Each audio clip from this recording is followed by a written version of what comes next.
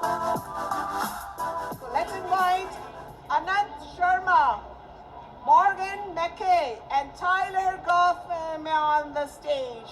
Give them a big round of applause. Where's my clicker? Where? This one. Oh, and how do I move between slides? Oh, this one. Right here, move between slides. Okay. All right. Well, hello, everyone. Thank you for taking the time to be with us today and listen to our talk. I know it's 3 o'clock. The caffeine crash is probably set in by now, but you're powering through to come listen to us. So we certainly appreciate that. Look forward to getting your feedback and even what you may have done differently throughout this. So that's us on the screen. My name is Tyler Gothmann, and I lead a team of technologists here in T-Mobile Engineering with a mission of collecting diagnostics data sets so that we can produce big data analytics on the T-Mobile network user experience. And the 3 problems we're really trying to help solve here at T-Mobile, driving our geospatial coverage strategy, accelerating and validating 5G technologies, and trying to understand the latency and data connection experience from the device perspective. Snowflake was pretty gracious about letting 3 of us present and get some face time with you guys. So let me introduce Anant Sharma. He's our senior data architect and the mastermind behind this migration effort. We also have Morgan Mackaay. She leads the data engineering team, and she did a lot in terms of helping us refine our cloud platform strategy. So for the agenda, I'm going to just finish introducing the problem statement, walk you all through guidance into our various legacy data lake and its corresponding challenges. I'll then pass it on to Anant, who will connect the dots in terms of our platform evolution into Snowflake. And then we'll hang it over to Morgan. She'll get into the strategy aspect of all of this, as well as just the outcome in terms of the quantifiable results, and even just the intangible benefits that we didn't necessarily expect, but nonetheless realized. All right, so I think the title and agenda probably give it away in terms of what this talk is about. But if it doesn't, I hope this slide does.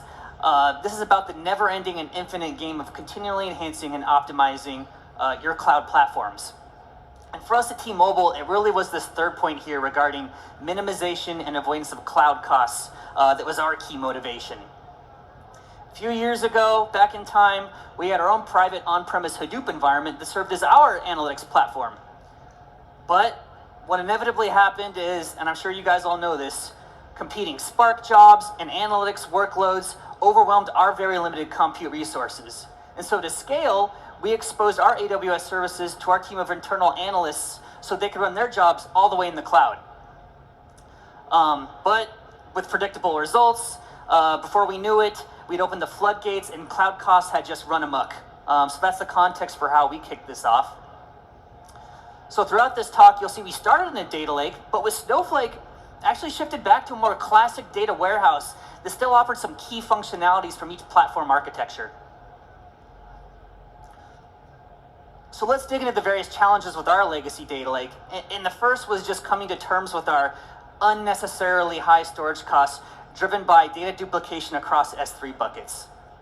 And for this, I'm not even really considering the different layers here between your raw semi-structured data and your process flattened enriched data sets. I think that's obviously typical of most ETL designs, but rather it really was the downstream sharing with other T-Mobile business units, wherein we took files, dumped them into these team-specific S3 directories, and did that for secure file transfer. So anyways, maintainability, that was another huge pain point for us. We had our own on-prem environment of actual server hardware that required constant upkeep and servicing, but I would argue more than that, just on the software side of things in the cloud. Data scientists and data analysts had to have their EMR clusters have the right bootstrap configurations. EC2 instances needed to be properly patched constantly, etc., and so forth. So thankfully, a lot of that complexity has been abstracted away in Snowflake. The compute costs, I already mentioned that was kind of the context where it kicked off this entire effort. And Anant will get into more of the details here regarding some of the performance differences between AWS EMR clusters against Snowflake warehouses. But suffice to say, we really put a lot of effort tracking our EMR usage at an individual and granular level.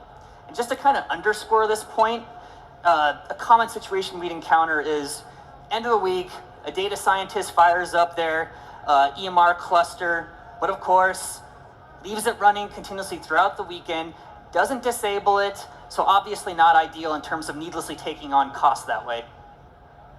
In security, we are in the business of constantly rotating sensitive AWS IAM keys. So if we didn't rotate them fast enough and on time, risking outage to downstream dependent users.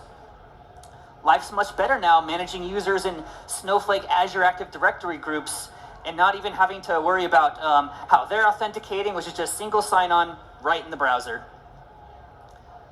And this last pain point here, regarding a lack of efficient and seamless data sharing, this is the hill I personally will die on. I think it's the biggest problem Snowflake helped us solve, probably even the wider industry. Like, let's just pause for a second. Imagine you're an operations analyst on one of these T-Mobile teams we're already sharing with, and you have some banal, quick question you expect a fast answer to. Well, these were Parquet files we were just dumping in redundantly into these directories. And so you're having probably little to no choice, but you're writing PySpark scripts, you're dealing in terms of data frames. There simply wasn't this elegant, quick SQL interface to get these fast ad hoc queries. We talked about maybe leveraging Athena tables for that, or exposing access to our Impala SQL query engine, which you guys can see right here in our on-prem HDFS environment. But in the end, none of that was suitable, worthwhile, all far too cumbersome. So these were the key challenges for us that we had to deal with our data lake, which I hope resonated with some of you guys who have similar dependencies in AWS. So, Anant, I'm going to hand over to you to dig into the technical details of how we leverage Snowflake to mitigate these various pain points. Awesome. Thanks, Tyler, for introducing our legacy system with us. So the way I want to elaborate from here, but before, let me introduce myself. My name is Anant. I am a senior data architect in ProCogia, which is a data consulting company who helps organization in their data journey. So the way I want to elaborate from here is, I want to address all the pain points mentioned by Tyler. I want to segregate those into evolution and the outcome. In my presentation, I'll be talking about the evolution part, which will focus on the storage, compute, and maintainability. And by the end of it, we'll be able to see a new data platform arrive from it. So starting with the evolution part. First and foremost was the storage simplification. So if you see on the left-hand side, in our legacy system, we were using multiple S3 buckets, multiple S3 folders, and that was mainly because we were catering different types of data feeds for our different sets of customers. Then on the right-hand side, this is our current framework. We plan to streamline this process a bit so that we can have one single source of truth as a data lake. On top of it, we have a data integration layer, which is hosting our more processed, enriched, flattened data. And then on top of it, we have our secure views, which is basically just logical representation of the underlying data set, so that every time there is a customer requirement, we don't have to create different sets of copies, physical copies, and thus reducing the data redundancy. With secure views, we are also able to fine-gain the access control. We are also able to dynamically apply filtering and all those filtering logical conditions, so that we don't have to expose the DDLs to the customers for which we don't want to do that. And Snowflake also has a feature of role-based access control. So using RBAC, we can apply dynamic masking policy if we want to hide certain PII information with certain sets of customers. All these points helped us to reduce storage overhead and thus helped us to save a lot of cost in our environment. Moving on to the compute part now. So again, if you see on the left-hand side, we were using EMR and Spark clusters, which was a little bit difficult to maintain overall, but then we migrated to Snowpark. Initially, we were a little skeptical that we might have to learn a new programming language or we have to rewrite all our ETL pipelines and operations, but it was very surprising to us that the similarities between the existing Spark jobs and Snowpark was 90 to 95% similar in syntax. So it made the whole migration a bit easy lift and shift for us. Then again, onto the migration part, overall time it was taking before on the EMR and Spark job was 6 hours, which has been reduced to 2 hours now. And I give the credit to Snowflake for that because probably it's because of their high concurrent query efficiency. If I'm not wrong, using a medium warehouse, you can execute 16 queries in parallel, which is again a very cool feature to have if you're planning to do any kind of migration. One thing I wanted to call out personally, which I like the most and which is quite famous among our analysts also, that now the analyst can focus more on the development part instead of worrying about how many nodes they should use and what should be their EMR cluster size. Okay, last but not the least about the maintenance part. So honestly, there are so many things which I can talk about in terms of maintenance, but let me start with the comprehensive monitoring. So Snowflake provides structured logs to understand your user's pattern, your usage, so it comes quite handy in that aspect. Snowflake also has seamless integration with a lot of third-party tools, like you can have Python connectors, you can have Power BI connectors, you can have Spark connectors, which comes quite handy. Let's talk about the collaborative development environment. So not only you can create code versioning, but you can also share your worksheets among your different analyst groups and different team members. And last but not the least, if you guys remember, in 2021, we had this major Log4j issue. So what we did was we were manually scanning through our systems, we were upgrading, we were putting patches, but now all the security things will be taken care by the Snowflake team, so we don't have to worry about all those security measures. We can solely focus on the development part instead of worrying about the underlying infrastructure. With that being said, I think we can piece all these components together now to see a more holistical diagram of our new data platform. So here I give you our next-gen data platform. Again, so many components to talk about here, but let me start from the extreme left. We are using Kafka connectors and Snowpipe to stream our data directly to land into our first data point of inception, which in our case is semi-structured data layer, which is hosting basically our variant tables. Then we are running Snowpark pipelines, and we are storing that data into a structured layer, which is our data integration layer. We still have some legacy system, which is still writing to some of the S3 buckets. We haven't abandoned those. We are using external tables, and we are sourcing that data through Snowpark and parking that data into us, again, data integration layer. For some of the near real-time use cases, we are using dynamic tables. So dynamic tables is basically a more zero ETL approach provided by Snowflake. Instead of worrying about and maintaining your ETL pipelines, you can simply write SQL languages and you can have more near real-time experience if there is a requirement from one of your customers. And using all these methodologies and secure views, we are sharing that data through our customers, through APIs, through data share, through database replication, and the list goes on. Okay, so with this, I rest my case. I'll pass the torch to Morgan. She'll be talking about the outcome of this evolution. So over to you, Morgan. Awesome. Thanks, Nat. Honestly, moving 2.5 petabytes of data onto Snowflake is a big accomplishment, and the way that you designed the data platform makes the next part of this talk really easy. So this brings me to my first question to you all. Who here has ever done something like this?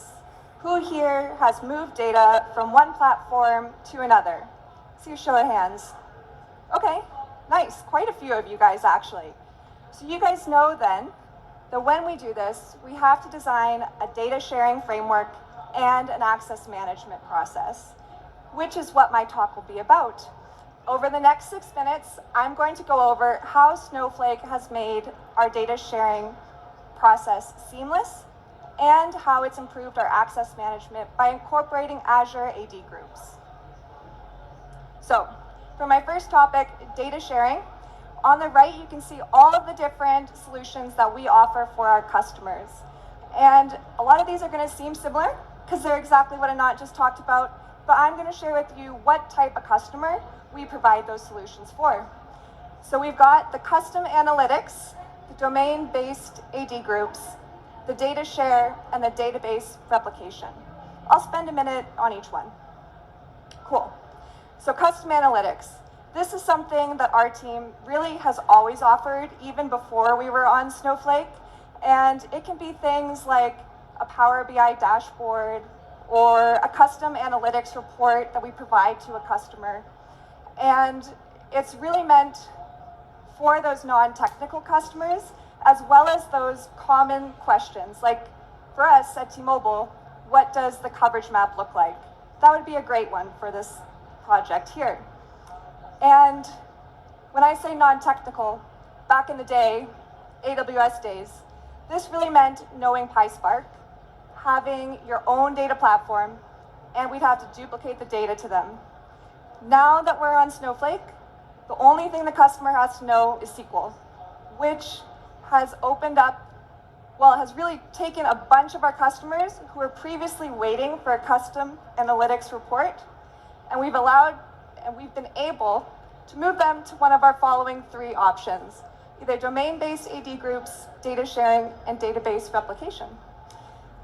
So let's say we do have one of those customers, one who knows SQL. In this situation, they're technical, and they require a data platform. So for these guys, we're going to give them access to a domain-based AD group. And what this is the Azure Active Directory. We've integrated that with Snowflake so that we can control access to our data. And we group these groups around similar events. So there are often events that are analyzed together. And I have a quick example to explain what I mean by that. So on the left of the Venn diagram, we have the telecom domain group. And if you're added to this group, you'll be able to see call latency and call drop events. And for this example, let's say that they're often analyzed together. So when we add a customer to this group, they'll automatically be able to see both of these events. This makes it easy for us to onboard customers very quickly, and it also reduces the amount of groups that we have to manage. It also prevents these customers from seeing data that's not relevant to their use case. So they won't be seeing gaming data, for example. So we've got those customers who don't have a data platform, and they're going to be accessing the data through our Snowflake warehouse using our resources. But some of our analysts and customers have a Snowflake account themselves. And this is where it gets awesome, because we can use a data share. Back in the day, again, we used to do data replication in this situation. And when we had 2.5 petabytes of data, replicating that gets very costly very quickly. So with the data share, because there's no longer any data replication, we've been able to cut costs drastically. And we do sometimes replicate data though, only when their Snowflake is in another cloud environment. In this situation, we do a database replication between the cloud. And this is another native Snowflake feature that allows us to keep all of the data within Snowflake, so there's no data leakage and no data transfer costs. So our data sharing strategy has completely changed since moving to Snowflake. And it's been like going from a high school newsletter to a nationwide broadcast in terms of getting information out. But we've seen how we share data. Let's talk a little bit about how we protect it. So in AWS, we were really using access keys, which is a fancy way to say password, right? So we were sharing this password with our customers. We'd have to rotate it. We'd have to make sure that they kept it safe. We didn't really know who had what. Well, we had to track who had what. We knew who had it.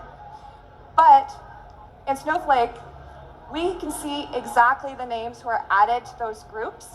So if we go back to the telecom example, I can now click into that user group and see that Tyler, Anant, and Morgan are added to that group, and they have access to call latency data and drop call events. This has given us a lot more visibility into our data access, as well as we can now see logs on what those customers are querying, how they're using the data. So it's really given us more visibility and more precision in how our data is being used. So before, our customers, they had to have the technical skills to access our data. They had to have a data platform, and we had to replicate the data for them. So when it all came down to it, we were really just supporting two customers. Now that we're on Snowflake, we've been able to onboard and easily support over 140 new customers. So this has been huge for our team. And it's really been able to allow the company to drive new insights by accessing data that they didn't even know existed before. And to summarize what Tyler and Anant talked about, before we had some inefficient processes. Our ETLs are now 50% faster than they were before after moving to Snowpark. This went from 6 hours to 2 hours for our average one, for our normal ETL. Savings have dropped 40%. Well, savings are now 40%. And we've scaled our customers to over 140. And so as you can see, moving to Snowflake has really helped our team. And I want to thank you guys for listening. And I hope that when you guys get home from this conference, you guys check out these Snowflake features and see if they can save your team money and help you drive impact. Thank you all and have a really great rest of your conference. Yeah, thank you.